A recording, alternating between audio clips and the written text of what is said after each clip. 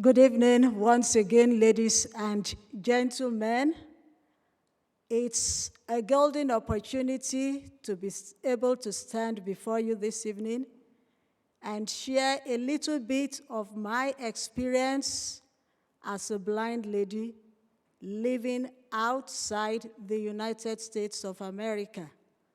I wish to thank the organizers for giving me this golden opportunity. Well, I come from the most populous black state or black country in the world, and I think you all know what country that is. Can anyone voice that country? What? Nigeria, yes. And I know a lot of you must have heard of Nigeria, either under the good or the bad publicity. That will be a story for another day. But I was born in Nigeria, and I grew up to realize that I am blind. I wasn't born blind, but I lost my sight when I was 6 months old, and so I think it would be fair enough to say I have been blind all my life, since I cannot register what sight I had as a little baby. And so I was taken to the blind school at the age of 3 years. And there, the school was a product of the good works of the late Mother Teresa. In fact, she usually visited the school, I think, every two years, biannually. And the focus in that school was 80% education and 20% religion. I hope we all know that Mother Teresa was a Catholic. So we were taught the Catholic doctrine, and so we are given education. Education which will see us through life after we must have left the blind school. Now, living as a blind person in Nigeria, you have to be very, very creative, because a lot of the opportunities which I now recognize are present here in the United States of America are not present in Nigeria, or they are just coming up. And I'll give you examples. For example, we have the mobility training. When I came in, I arrived in America here just a year ago. And one of the things I was made to realize is that I have to be proficient in mobility. In Nigeria, we don't have any mobility instructor. So a lot of us, especially the ladies, we depend solely on sighted guide to help us all around. And the few who even try to go to be independent and work on their own, they are being creative, because, you know, we don't have any mobility instructor. So you just have to figure out how you do things on your own. And it's just now that I'm learning the act of being independent and moving on my own. Now, remember I told you that in the blind school, the focus is more on education and religion. So there is nothing like this independent living as you have it here. You have to figure how to cook. You figure it out. Now, I lived a sheltered life. Remember, the blind school I went to was a boarding school. And so during the holidays, I'm back under the protection of my parents. And so I didn't know how to cook. I remember clearly when I finished high school and I decided I want to do some job before moving on to college. I got a job to be a transcriber. That is, I had to transcribe books into Braille for students. And I was posted out of my comfort area. I was taken to another city I had not been. And so the first thing that was in my mind was, how am I going to do my cooking? I remember the very first day I was able to light a stove, I was dancing for joy. Because it was something I had never. And you know, lighting a stove is not like the electric gas cookers you have here. We use matches. So you either light your gas or your kerosene stove. So you have to figure it out to be sure you don't burn down the house or get yourself burnt as well. And so the very first day I was able to light a stove, put on some water, boil an egg. It was as if I had traveled to the moon and back. It was a great experience. So that is another thing. We do not learn independent living. You figure it out yourself. Now, we also don't have, if you want to read in the schools, that is outside the blind school. You know, when we went to high school, you have to get some of your sighted friends to read out the textbook. Then you braille it out yourself.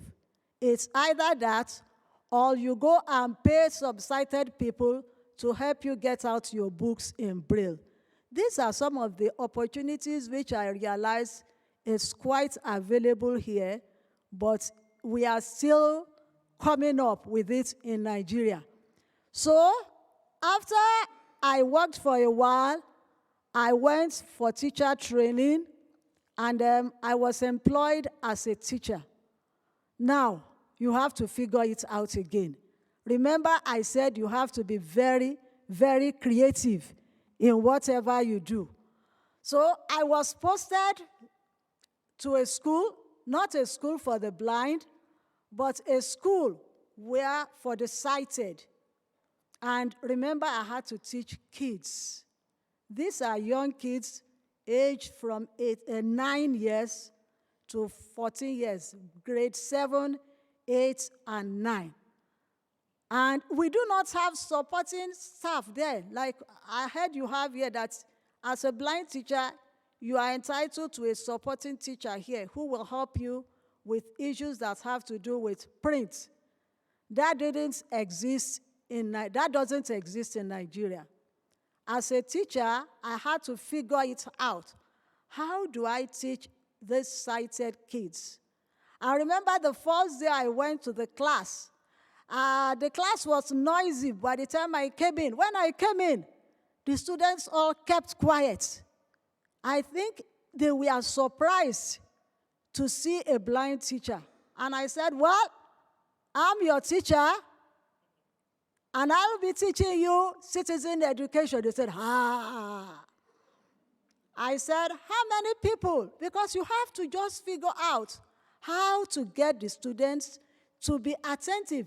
If you do not have class control, then you are not a teacher. You must be able to control the class, make sure the students are seated and they are attentive. So I figured out in my mind, what do I do? So I told them, all right, has anybody ever gone through being taught by a blind teacher? They said, no. Does any one of you have a blind sister or a blind brother? They said, no. I said, all right. That means I will be the first blind person you will be in close contact with. So I leave it to you. Put any questions you have, put it to me right now. I want to hear whatever questions you may want to ask from me as a blind person. I want you to ask it. That was my own way of orientating them and making them feel comfortable with me. That was for the first day. I got their attention because they were very much interested to see how I could teach. The next day, I came with my Braille book. How many of you have your textbook? They all say, oh, we have our text, bring it out. They brought it out, and I read part of my own. I said, look at it, does it correspond with yours? They said, yes. So I had got their attention again. In that, I have won their hearts. Now, I said, I know that some of you may be very naughty. I want you to elect someone who will be in charge of the class, who will make sure that nobody disturbs the class. Have you ever done an election before? No. Okay, I want you to choose the good ones around you. So I got their attention. By the end of the week, when I had finished that orientation, making them comfortable with me, they were so free with me. Even during lunchtime, you see them, they come over to me, oh, we want to play with you, we want to ask you questions. And that was the way I have gone about teaching, and I taught for 31 good years. And remember,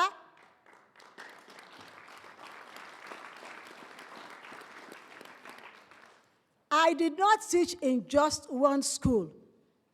In Nigeria, when you teach for 5 or 8 years in a school, you are redeployed to another school, so that you don't feel too comfortable there. They want you to feel the experience of other students. And I was redeployed to, I think, 5 schools. I taught in 5 different schools: boys, a school for only boys, a school for only girls, and 3 schools for both boys and girls. And at the end of the day, the students, they are always very happy. Anytime they see me, they are, oh, do you remember us? Some of them, they say, oh, I'm now a doctor. Some of them will say, oh, no, I'm now doing in computer. I'm now a computer scientist and all that. And you know, the joy of a teacher is seeing your students making it in life. Now, you see, all these opportunities, it's out of being creative. You do not give up.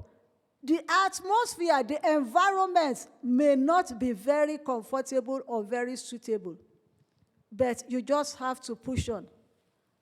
For example, computer learning. I'm just learning how to use the computer here. Not that there are no computers in Nigeria. There are computers, but we do not have enough trainers who could train the blind.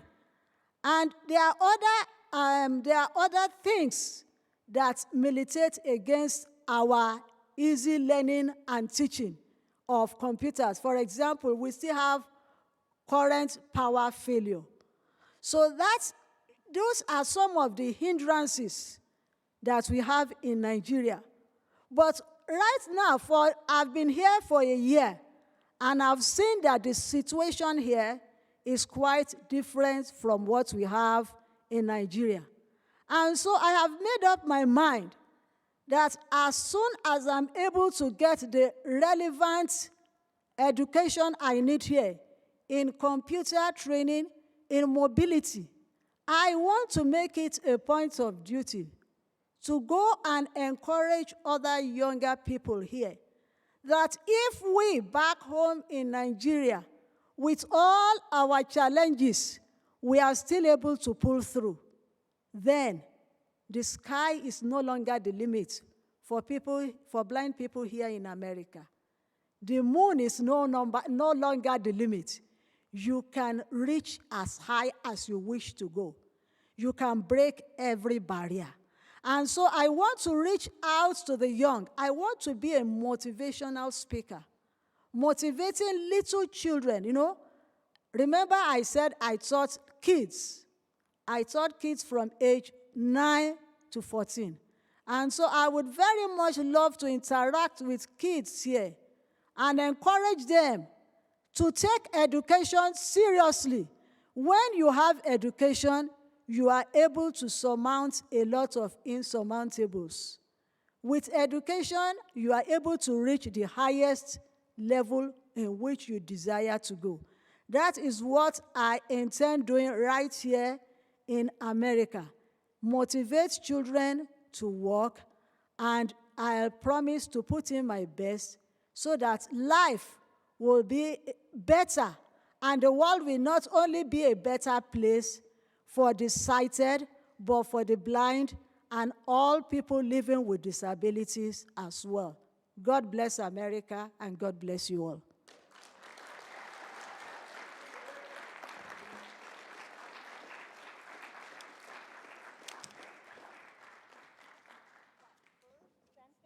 And then tell everybody what